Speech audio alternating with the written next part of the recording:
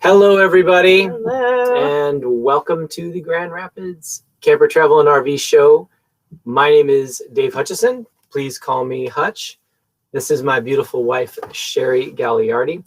Now, we'd love to hear where you guys are coming from. Go ahead and use that chat function on whatever you're streaming, Facebook or YouTube, whatever. Go ahead and shout at us. Where are you joining us from? Because we are joining you from the shores of the Llano River down here in West Central Texas. And it's not as beautiful of a day as it was yesterday, but it's still nice and warm. And it's obviously a little bit warmer than being in Central Washington, or Grand Rapids. Maybe not Laverne, California. Yeah, awesome. Nice to see you guys. Welcome. Yeah. Now, again, not trying to rub it into all you folks who have snow and freezing temperatures up there. But if there is one upside of not being able to join you all in person, it's that we can at least be where it's a little bit warmer. Yeah. And we can take that trailer to those places. It's a great part of being a full-time RVer, right, for sure. So cool. So this presentation is the first of three, one of three that we are doing this weekend. And we'll be doing Solar 101, as well as tips and tricks for exploring our national park. And the national park presentation will be at 1 p.m. tomorrow. And the Solar 101 will be at 3 p.m. And that's all Eastern times, 3 p.m. for the solar. So great to hear you from Don's joining us again. We've got Baltimore, Maryland, yes, Spokane, Washington. This is awesome. All over. Davie, North Carolina. Oh my gosh, we're coast to coast. Fantastic. This is great. So cool Welcome. To see everybody joining us. Fantastic. Cool. Well, this is our fourth time presenting at the Grand Rapids Camper Travel and RV Show, and we are thrilled to be back. And the way we did this seminar is we've got a pre-recorded video of 4 different recipes that we have prepared for you. We did this in a local campground just last week. And the reason why we did it as a pre-recorded video is because it's kind of boring to just watch us cook. And we wouldn't be able to fit in as many recipes. So it'll feel live, but it was definitely recorded last week to speed things up for you. So 4 different recipes. Hopefully it'll get you nice and hungry right before the dinner hour. And I wish we could share what we make with you, but maybe next time. So this is a 40-minute video. So we'll be back at the end of the video, and we'll take your questions, comments, clarifications, anything you want to.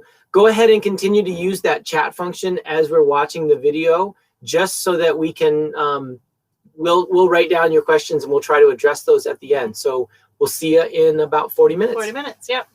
Enjoy. Take it away, Derek. Are you ready to turn your camp cooking up to 11? Then stick around. Come on!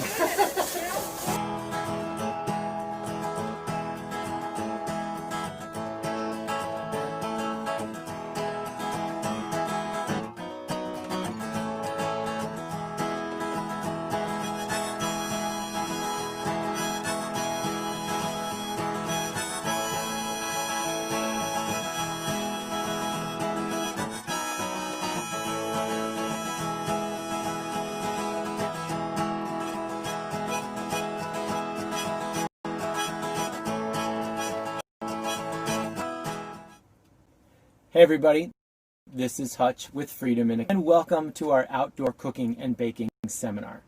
You know, we may live in 72 square feet, but we do not cook like it. Oh no, we love to challenge ourselves to cook and consume delicious gourmet food. With so many of us going outside, cooking outside, we need to step our game up just a little bit. We can do better than traditional hamburgers and hot dogs. We're going to be sharing several recipes that we'll be preparing. This is stuff we've developed over the last 8.5 years of living on the road, and they're all scratch-made recipes that can easily be accommodated to fit all kinds of dietary restrictions. So what's on the menu?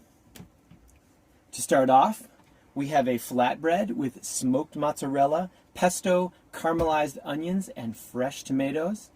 We'll be following that up with a savory and oh so ooey gooey enchilada pie with a homemade hatch chili sauce. And for dessert, a German chocolate cake, which just happened to be my lovely bride's favorite dessert. So stick around and enjoy. Hi, this is Sherry, the other half of Freedom in a Can, and I thought I would introduce you to some of the essential tools that we use not only in here in Hamlet in our kitchen, but also on the campfire and anytime we're traveling without Hamlet as well. So first and foremost is the Banks Fry Bake, and this thing does exactly what it says it does. It fries and it bakes. And the unique thing about it is we can make cornbread, we can make coffee cake, we can make that German chocolate cake that Hutch was talking about that is my absolute favorite dessert, brownies, but we can also saute vegetables. We use it almost every single day. And this is a unique thing that you probably don't have in your kitchen. You may have it in your camp kitchen, but this is a backcountry pot set that can be used for mixing bowls. It can also be used for cooking on the stove, but we have added this insulator to it, which you may recognize as something that you would put in the windshield of your car to keep the heat out. Well, it keeps the heat in. So we can use it as a warming bin. So a stack of pancakes, or if we sauteed vegetables and we're going to be working on something else, we want those to stay warm. Anything that you want to keep warm, you can put in this insulated pot set. This is a fun little tool, and you may recognize this as something that would sit in a normal stock pot. Well, when we moved out of our house, we got rid of that stock pot, but we kept this. This serves as a steamer, a strainer, or colander. But this patina that's on it is as a result of the fact that it sits on a campfire and it serves as a grill basket. So we will grill vegetables inside of here. And recently Hutch figured out that it also serves as a salad spinner. So if you put wet lettuce in here and you spin it around, yes, indeed, you will have dry lettuce. So multifunctional tool, truly essential to our life. This is your standard Coleman griddle, and it turns our 2-burner propane stove, or even on a campfire, into a flat top. So we can make everything from garlic bread and scrambled eggs, paninis. We can just simply toast, but we use it almost every single day. We have a couple different tools that you probably have in your kitchen. We have a long-handed spatula that we use over the grill, and these tongs are not only for salads and such, but we also use them to move coals around in the fire, and Hutch will be showing you that a little bit later on. This is the only electric kitchen appliance that we have. This is an immersion blender, and we run on solar, so we limit our electricity as much as possible. But we use this for pestos, we use this for soups, we use this for sauces, fun cocktails. We're going to be making that from scratch hatch chili sauce that's going to go on the enchilada pie, and we're going to be using this for that purpose. Pliers. Now, why do you consider that a kitchen tool? Well, it is the handle of this fry bake. So it has a nice solid grip on this when this is heavy and full of things. And the reason why you want a removable handle is because handles get hot on the campfire. So you can just reach in there and grab it when you need it, and that stays nice and cool. One last thing. We have a 10-inch Dutch oven. Now, this is a cast iron pot. It is a heavy mug, so you can also use it to lift weights. It's like one of those kettlebells. It's got a nice heavy lid on it, and you can use this to make lasagnas. You can bake with it. Hutch has been mastering sourdough bread baking this season, and we're going to use it to make that enchilada pie that Hutch referred to. You can also use it to make desserts, all sorts of stuff. And it lives outside because it gets a little dirty with charcoal, so that lives in our garage on the outside of our camper. So those are the essential tools that we're going to be using and cooking with. So I'm excited to get cooking. We're going to start off by making the dough for our flatbread or pizza. It's pizza dough. Now, this is a recipe that is truly foolproof. We have been using it for about 22 years now, and we have made this dough all over the world. Backpacking trips, sea kayak camping trips, here in our camper, everywhere. We've taught people how to use it as well, and it is truly foolproof. So what's in this bag, this is a big Ziploc bag, is 3 cups of flour. You can either use bread flour or all-purpose flour, a teaspoon and a half of salt, 2 tablespoons of olive oil, a package of rapid rise yeast, or you can use pizza yeast if you can find it, and about a cup of water. And you put all those ingredients here in this bag, and then you're going to use the bag to knead the ingredients. So you want to make sure this is a relatively new bag, not something that you've used a couple of times. That way you can prevent a blowout, and you don't want to have to deal with ingredients going everywhere. So all you have to do is just gently at first start kneading the ingredients together. This takes a little bit of time. But when we're doing this with other people, we pass it around and let everybody get an opportunity to knead. We've taught college students how to do this, and we work with the university. And you want to give it a good hand. You know, I've seen people kind of go like this before. That's not really kneading, and you don't want to really go after it because you'll pop the bag open. So, but you want to give it like you're getting a really good massage.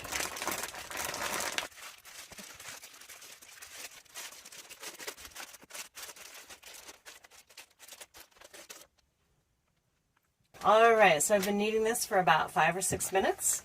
And as you can see, it has formed a nice ball, and it has pulled away from the side completely. So it is ready to rise.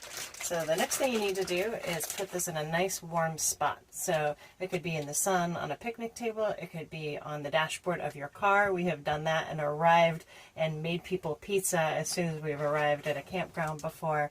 But the all-time favorite way to rise the dough, especially if it happens to be chilly outside, is what we call Pizza Baby. Now, kids of all ages love this.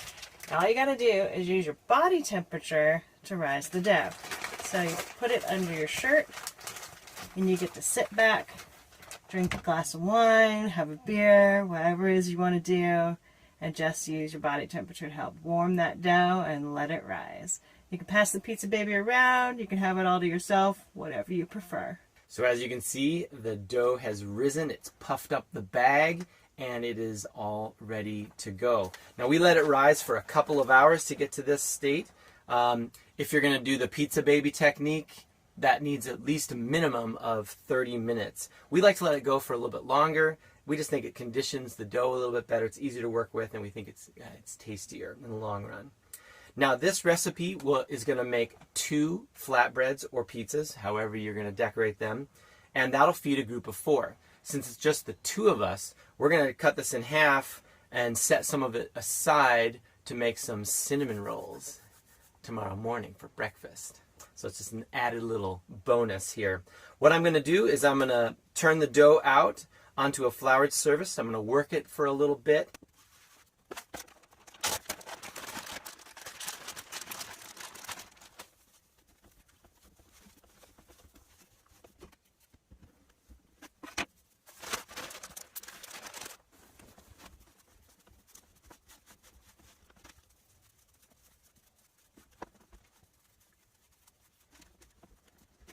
We'll be using the Banks Fry Bake to do this. I've already got some onions in here caramelizing. Now I want to get not only the pan hot, but the lid hot as well. And these onions, oh look at them, they're ready to go into the warming bin. We're going to bake it like a pancake. So I'm going to spread this out in the pan. Then I'm going to move the pan into the middle between the 2 burners so that we can rotate and distribute that heat. And then once the bottom is done, we'll flip it, decorate the top with our toppings, and we'll cook the bottom and melt the cheese on top till it's just oh so delicious and ready to go. Okay, let's get started. A little olive oil in there. We've got our dough looking wonderful. I'm actually going to take this out, put it on a little bit more solid surface.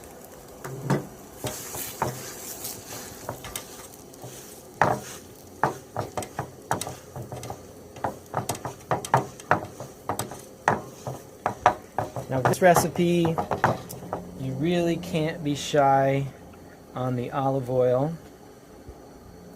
We're going to coat that. Now if I left the pan just over the single burner, all that heat would be concentrated right in the middle. So again, we're going to slide it right to the middle, and in order to distribute that heat, we're going to rotate the pan. I've got both burners, and I've got them at about medium.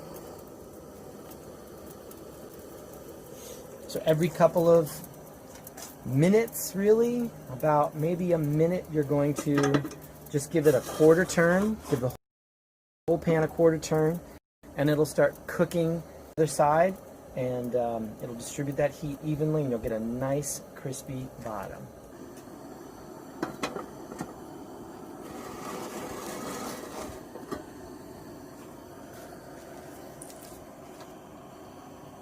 So when you're outside cooking, this is a turn on the timer and walk away. It's something that you need to engage all of your senses. And I could smell that this edge was getting a little bit overdone, so I'm just checking it. But you can see still needs a little bit more time. And actually, what I'm going to do is move it to one burner. You can see it's not quite brown in the middle. I'm actually going to move it to one burner, put the lid back on, and let it get nice and golden brown on the bottom before we flip it. All right, let's check that out. Yeah, I'm feeling like this is ready. Yep, nice. Ooh, look at that. So.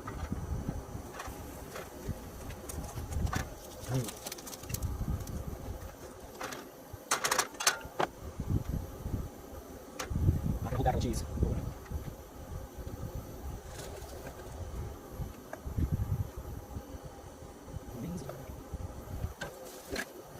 Throw the lid back on. Move the whole assembly to the center, and we'll start rotating again.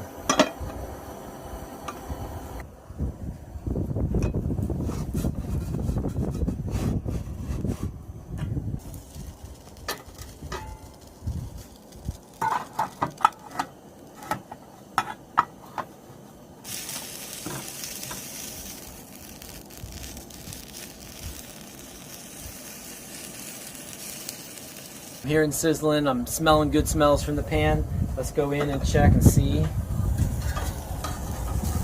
That looks done to me.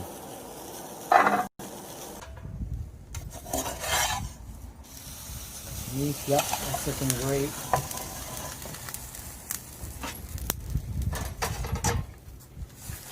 Banana.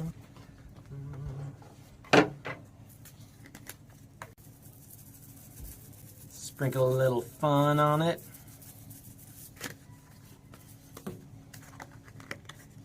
Some little touches. Oh yeah, that is the stuff.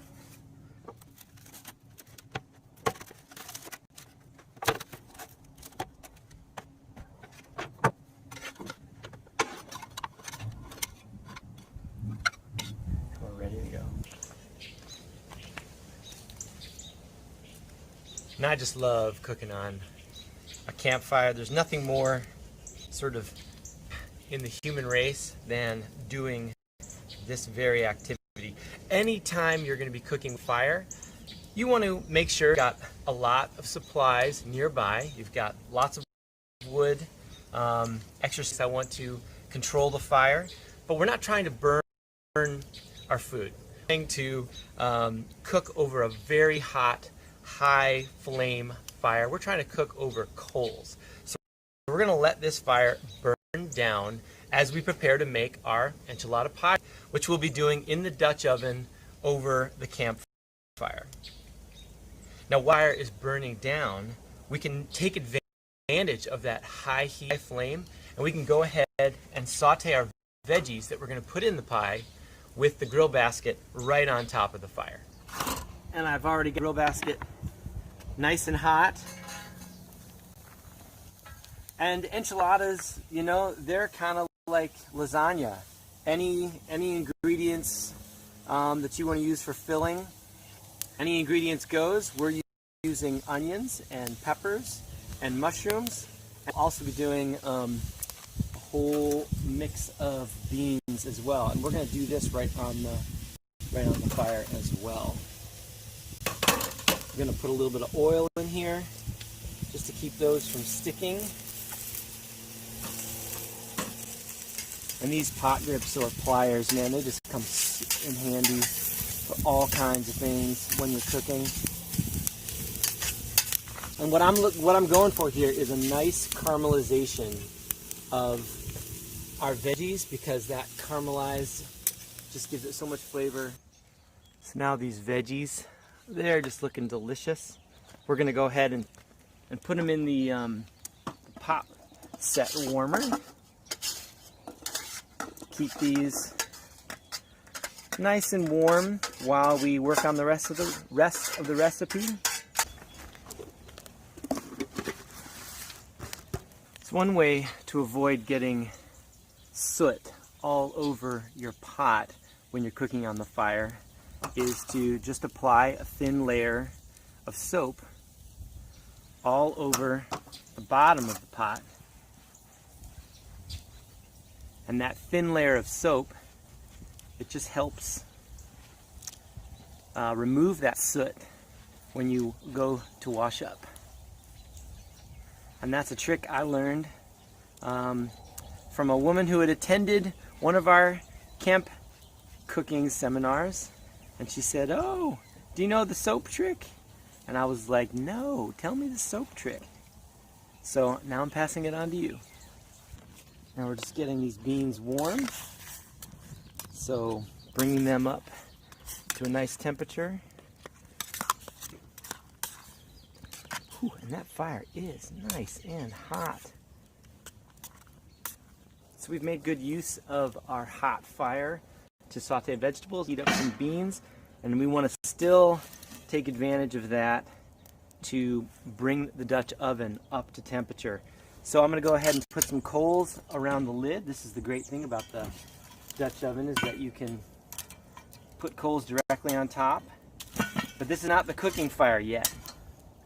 We just want to bring the Dutch oven up to temperature and get it nice and hot so it's ready to go. We're using corn tortillas, and we're just going to give them a nice light fry up. And these will be creating the layers. Now this enchilada pie recipe, we're going to use the corn tortillas kind of like lasagna noodles to make that layering effect in the casserole. And it's really delicious, and it's a lot easier than, say, making stuffed and rolled enchiladas.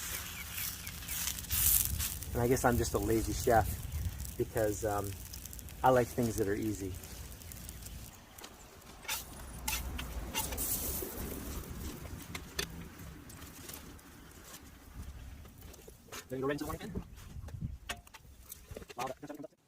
So the key to this savory, ooey gooey enchilada pie is the hatch chili sauce made from scratch. Now, how we learned how to do this, we were in New Mexico visiting a friend, and we were going to make her this enchilada pie, and we asked her, "Hey, do you have a couple cans of enchilada sauce?" And she looked at us like, "What's enchilada sauce?" And we said, "You know, the stuff that comes in a can." And she said, No. Here in New Mexico, we make our enchilada sauce. Let me show you how." And she gave us the recipe, and we have never gone back. It's a couple of simple ingredients that we always have on hand: flour, salt, garlic powder, onion powder, some bouillon, and the key ingredient is some hatch chili powder from New Mexico. So just add some water to that. We'll give you the recipe later. You put it in a pot, just stir it all together, and then you're going to use an immersion blender, or your blender, countertop blender will work as well. And you are going to blend this up until it's silky smooth, and then you're just going to heat it on the stove. So it's that simple.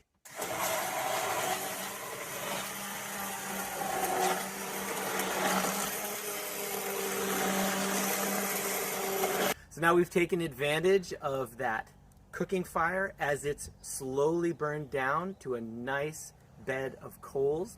And now we're ready to start assembling our enchilada pie. We're going to be doing it like a lasagna. Sauce first, tortillas, and then beans, onions, peppers, mushrooms, cheese, sauce, repeat till you get to that tier where you can do just a nice layer of thick cheese to give it that ooey gooey yumminess. Final topping of cheese.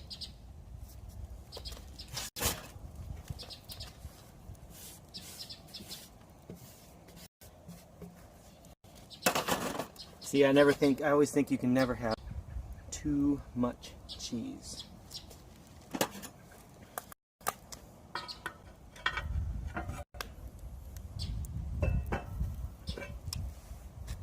So now we've got a really good cooking fire, but I'm going to spread it out, otherwise it'll burn. It'll be too hot on the bottom. But what I like to do is bigger coals going over here so that I have kind of a fire going on the side to keep adding fuel needed and if I need it. And when it's a cold day, it's also nice to keep that fire going. Now, right now, that is well over 500 degrees. I can only hold my hand there for about a second before it's too much. So I really got to move these coals, rake them out, and get a spot that won't be too hot for Dutch oven. Boom, there she goes. You're cooking on an uneven heat source, so you are going to be the evenness. By rotating the pan around, you can rotate the pan in one direction and rotate the lid in another direction, and that's going to even out your heat throughout the enchilada. This is a great technique for baking in particular because it just really helps you distribute that heat evenly.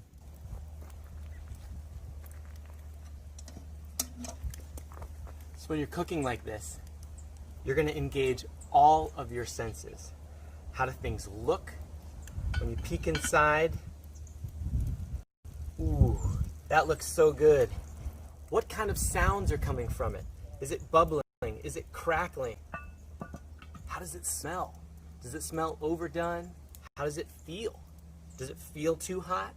Does it feel too cool? These are all the things that are going to give us a sense of how the meal is coming along. And right now, we're actually pretty close to done. We've got melty, gooey cheese on top. We've got a nice bubble coming around. I can hear it bubbling. I can see it bubbling. It's just wonderful. I think I'm going to let it go just a little bit longer. So if you're feeling that your enchilada is cooking too fast or too hot, you can always take it off the fire, keep the coals on top, and it'll cook from the top down. So I think we're about finished with our enchilada. I can hear it bubbling, I can hear it sizzling, and we're gonna check it out.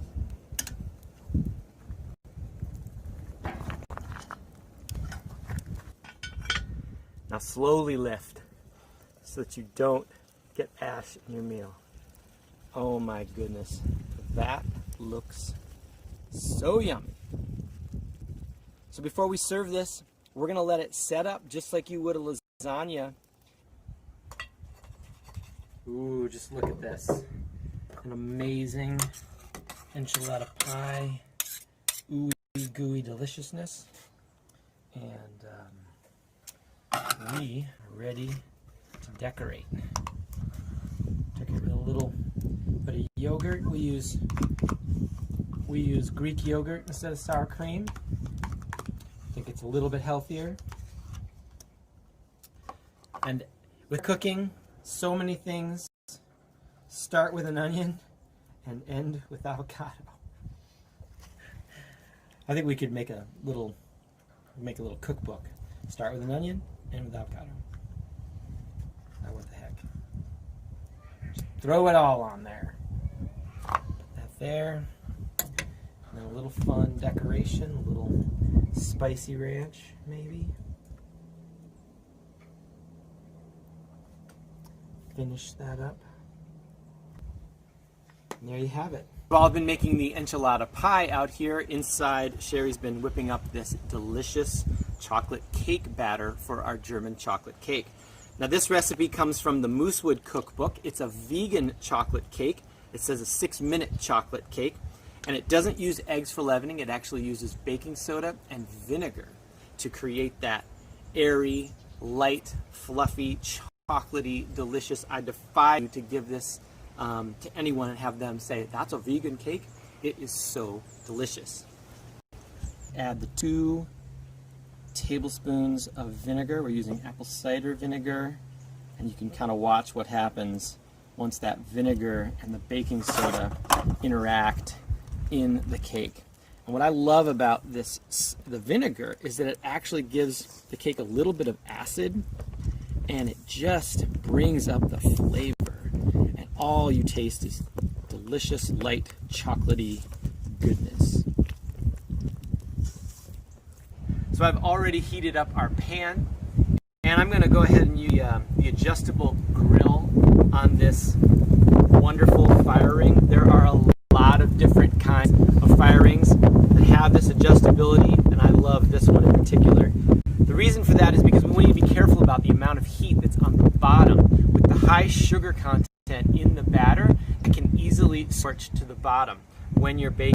So we're going to want to adjust that as we sort of use all of our senses to bake this cake. What I'm going to do is spray it down. The pan's already hot, so the cake is ready to go.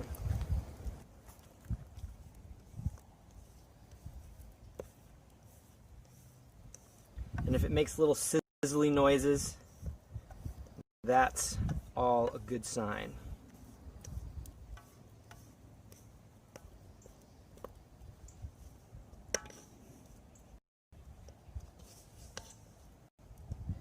The greatest thing about this being a vegan chocolate cake is that all this runoff goes right into the chef.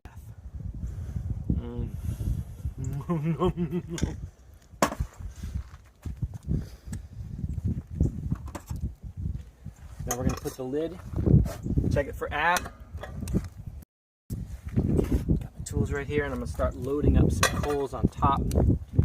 And a lot of ways that cakes get baked in these fry bakes, it's from the top down. You almost want to think about it in a top down setting because high sugar content. It's so easy towards the bottom. So really kind of play this cautiously when you're starting out with that bottom heat. And what if you don't have one of these grills?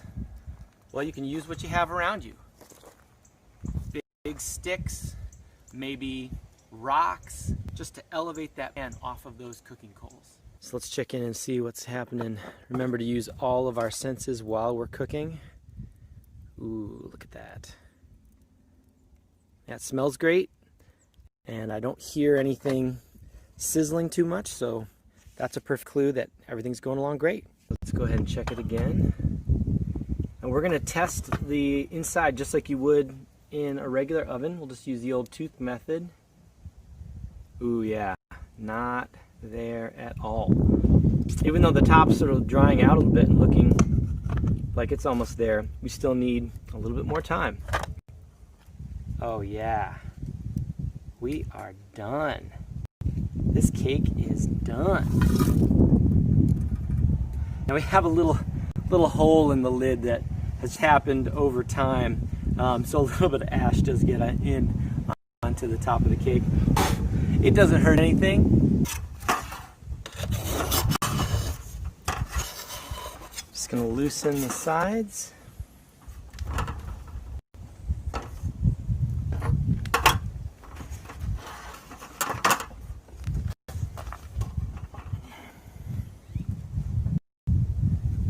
Et voila.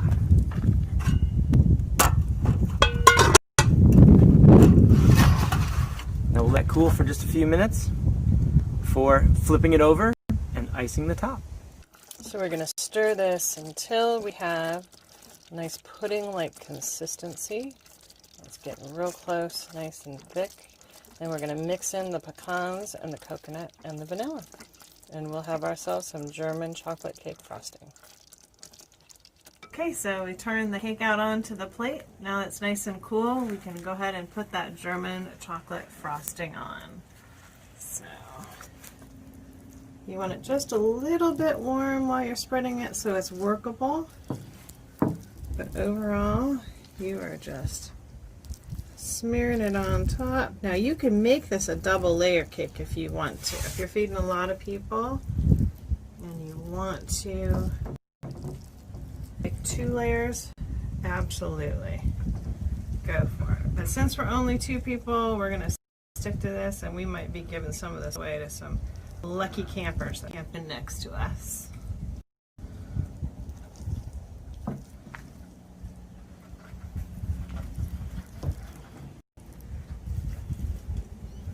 Nice note.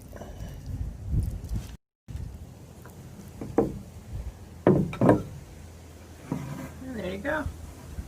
German chocolate cake made on the campfire. So it's a chilly morning here in the campground. It's hovering, freezing outside, so we're going to be cooking inside on our 2-burner stove in our camper. I've got that leftover dough from yesterday, and we're going to be turning this into cinnamon rolls. So what I'm going to do is I'm going to roll it out into a rectangle on the floured surface. And if you don't have a rolling pin, that's okay. Use a water bottle, wine bottle, something round and clean. We're going to cover that rectangle with some margarine, cinnamon sugar, and we're going to add some nuts, but you can add whatever you like. I'm going to roll that up into a skinny round log, and then we'll be cutting it into cinnamon roll slices.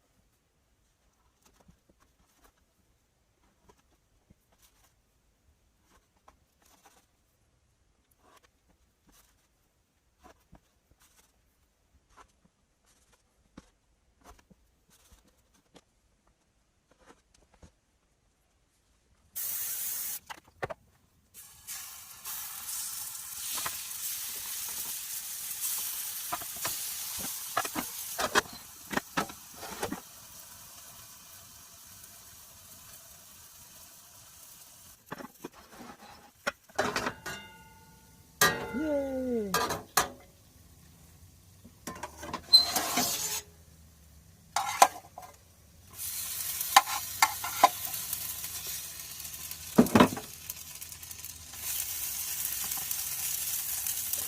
Just gonna use the old fingers.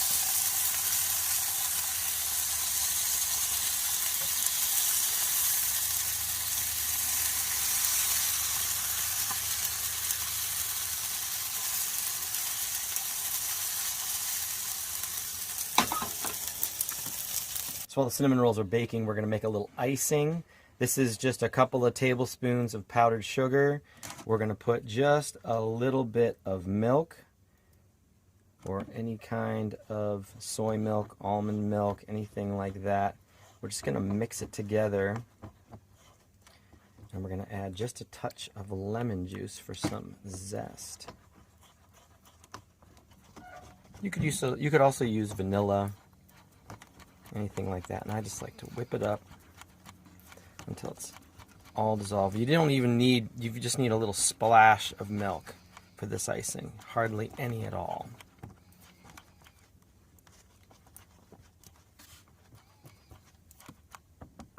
There we go.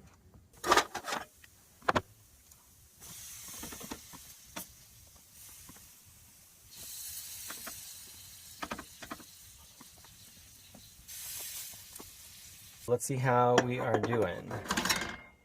Ooh, those look so yummy. Breakfast is ready.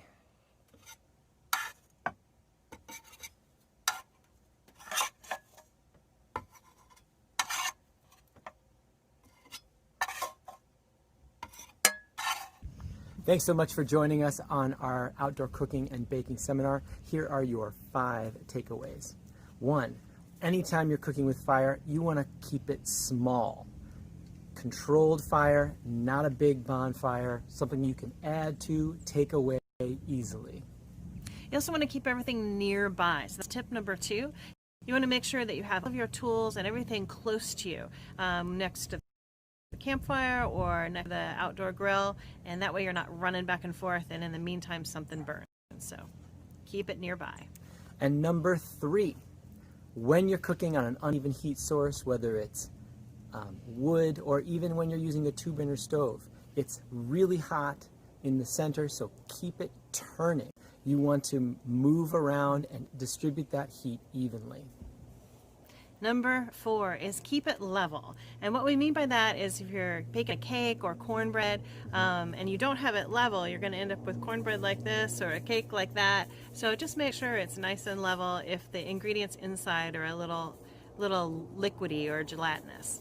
And part of the spirit there is to improvise. So if you need to use a rock to prop your pan up in the fire, use that. Absolutely. We've done that before with great success. Number 5. Keep everything in check. So check back frequently. I said earlier, this isn't a pop it in the end, set a timer and walk away kind of thing. Engage all of those senses. Just keep practicing, try new things, push yourself a little bit harder, and get in touch with us. Let us know how it works. Yeah, we cook this way all the time, and we'll post this stuff to our Instagram account, YouTube, Facebook. So please join us on our social media, and we'll see you on the road.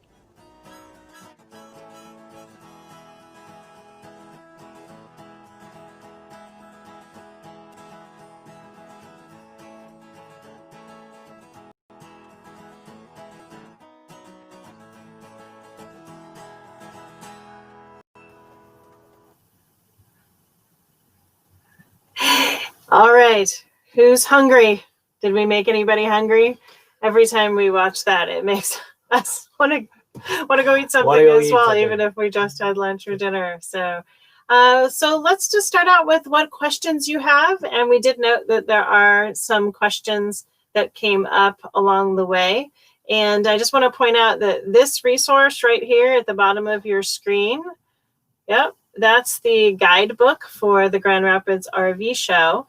And if you go right to where you clicked on to get onto this, below that is a resource link, and that's going to have the compiled recipes for this particular seminar. And if you just go onto our blog from there, we actually have a number of other recipes that we have posted. So that'll get you in there. Also in the blog, we have a stream of this video. So if it was a little choppy on your end, as we're watching, I think a lot of people might have been on Restream today. And so it made it a little choppy, but you can rewatch it or revisit it at any time. It'll be there on that blog. That's right. So other questions that people have, go ahead and shout them out. We've been cooking like this, and for, a lot of these recipes were developed. I was in the outdoor education industry, so I learned a lot of these techniques for cooking outside 20 years ago. When I was in graduate school, I started cooking with Dutch ovens at the Outdoor Pursuit Center at Miami University of Oxford, Ohio. And that just sort of took me down the direction of wanting to bake and cook interesting things, and not just because previously when I'd gone out and cooked outside, it had been like, you know, dehydrated meals, just using boiling water. And I don't know, that food just doesn't satisfy me. It feeds, it fuels the hike, it does what you need to do, but it's just not quite as satisfying. So any questions? We love to eat. We love to eat, so we learned to cook. And when we moved out of our house with a full kitchen into a place that just had a 2-burner stove, we decided that we wanted the challenge of continuing to eat well and to use whole foods. So most of the things that you saw being made on the campfire, we can actually do on our 2-burner stove inside of Hamlet, our camper, as well. So we just got to get creative. Hutch even got into the world of sourdough bread baking this year, like everybody else. And he's got it figured out, and he makes a fantastic loaf of bread.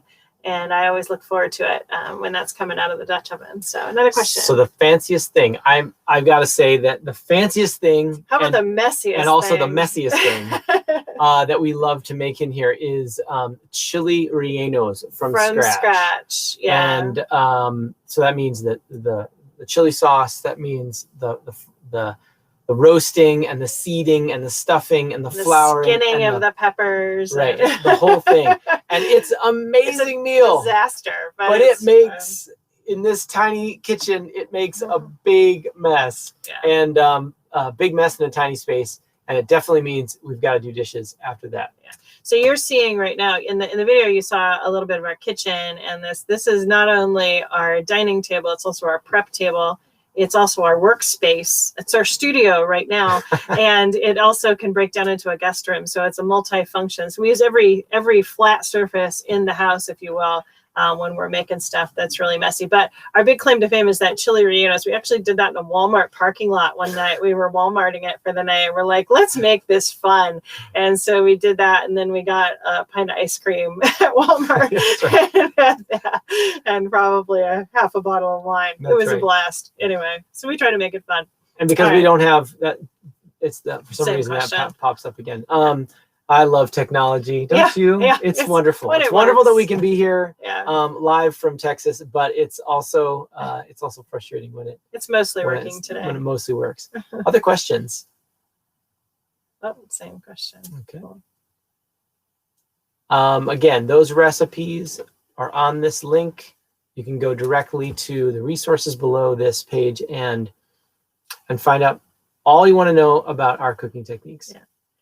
In addition to being able to cook on our 2-burner stove, believe it or not, some of these recipes, like the flatbread or pizza recipe, we'll do cornbread, cakes, like that. We'll do that on a 1-burner stove. So we'll do that while we're backpacking. And it's just a different rotation method. You're usually using a rock on one side and the stove on the other to prop it up, and you can still rotate it. But yeah, we've made some pretty incredible things miles away from any store, any power line, anything, up in the mountains or on an island that we have sea kayaked to. We just like to challenge ourselves. And bottom line, when you're backpacking or you're sea kayaking, you're really working hard and burning calories. And so again, those dehydrated meals do not fill the tummy. They just get the job done. And it's worth for us. It's worth the extra weight because we're not trying to like, if we were through hiking something, you're really just kind of like lightweight, trying to carry as much food as you can to just fuel the hike. We're not out there to do that. We're out there to enjoy ourselves. And so enjoying it, and when you're doing something like sea kayaking or canoe camping, those are amazing opportunities to just bring all the weight you need, and bring all the, the indulgent things that you can pack. I just wanted to say that like the kind of cooking that outdoor cooking sort of inspires is being innovative, of being able to improvise. You don't have this tool. What can you do it with? You don't have an oven that has a heat on the top. Improvise. We've used a lot of the questions with the top-down cooking. People ask, excuse me, I'm reaching over to our kitchen here to show you the little torch. So this is just a little butane lighter that has a little flame. It's refillable, and you can use this to finish off any recipe that needs to be melted or toasted from the top. So you're using that bottom heat, trying to get everything nice and distributed. And if you're cooking inside and you need a little bit more heat, we'll just light it up. You can heat up the lid on that Banks Fry Bake, and we've done that to top off, cornbread or coffee cakes, brownies, any of that inside the camper, where we're not going to have a wood fire or a charcoal fire inside. So, and it works beautifully. Yep, super easy. It's also great for nachos if you're melting cheese. Yeah, on a platter. So. Well, great. Thanks for joining us so much. We've got 2 more presentations coming at you tomorrow. At 1 p.m., we'll be doing tips and tricks for exploring our national parks. And at 3 p.m., we'll be doing our RV Solar 101, how to size an RV solar system for your life. I just want to thank our sponsors before we leave you today. So again, huge thanks, as usual, to the Grand Rapids Camper, RV, and Travel Show. I always get that wrong. Camper, Travel, and RV Show. There's a lot of words in there. But thank you again for you guys. Derek, you're awesome. Everybody there, we really appreciate you. Also, a couple other sponsors that keep us on the road. So The Dirt, it is the #1 camping app in the nation. And The Dirt Pro will open up a whole wide range of options for you. We use it almost every day and absolutely love it. And if you go to our website, which is freedominacan.com, and go under the resources for road life, you'll find a link there where you can actually get 10% off the annual fee for that app. So big props to them at The Dirt, and also Renogy. So they are the solar company that we work with. Same is true there. You can go to that website, freedominacan.com, and find that 10% off using our affiliate link and our promo code CANLIFE. So like van life, but can life. And the final one is Wheelers, new partner of ours. They are a consolidator for RV rentals. So they're kind of like the Expedia combined with Airbnb, and it helps you find a rental RV in your area. So if you are interested in buying an RV in the future, a great way to begin is to rent one, because you can rent a motorhome, you can rent Class A, Class B, whatever, a travel trailer, large, small, and just see what you like and what you don't like. And that way you don't have to go all in by buying. You can rent one first, and Wheelers is a great way to do that. So again, you can find that on our website. So thanks again, guys, and really appreciate you tuning in today. And again, if you want to watch the video live stream, just go to our blog at these resources right here and find those recipes.